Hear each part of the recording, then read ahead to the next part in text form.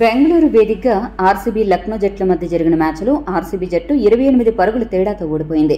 సొంత మైదానంలో ఆర్సీబీ జట్టు వరుసగా ఓడిపోవడాన్ని ఆ జట్టు అభిమానులు ఏమాత్రం జీర్ణించుకోలేకపోతున్నారు.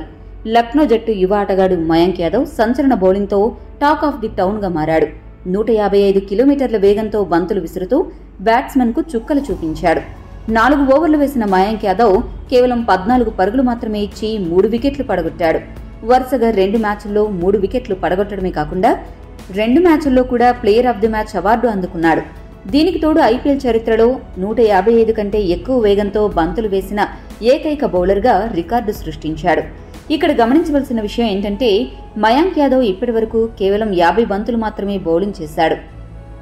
దీంతో ఇతడి అసాధారణ ప్రతిభ చూసిన మాజీ క్రికెటర్లు అతడిపై ప్రశంసల వర్షం కురిపిస్తున్నారు.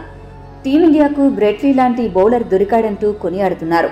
ఇక తాజాగా నేరుగా బ్రెట్లీనే మయాంక్ యాదవ్ గురించి కీలక వ్యాఖ్యలు చేశాడు. అతడు తన బౌలింగ్లో ఒక చిన్నపాటి మార్పు చేస్తే అతని వేగం 160 కిలోమీటర్లు టచ్ అవుతుందని అంచనా వేశాడు. బ్రెట్లీ ఏమన్నాడంటే, చాలా కాలం తర్వాత ఇండియాకు అసాధారణ ఫాస్ట్ బౌలర్ దొరికాడు. వేగంతో పాటు ఖచ్చితత్వంతో బౌలింగ్ చేస్తూ మంచి లైన్ అండ్ లెంగ్త్తో బ్యాట్స్మెన్ను ఇబ్బంది పెడుతున్నాడు. ఈ మధ్యకాలంలో ఇలాంటి బౌలర్ను ఎక్కడా చూడలేదు. మయాంక్ యాదవ్కు నేనొక సలహా ఇవ్వదలుచుకున్నాను. ప్రస్తుతం అతడు 155 కిలోమీటర్ల వేగంతో బౌలింగ్ చేస్తున్నాడు.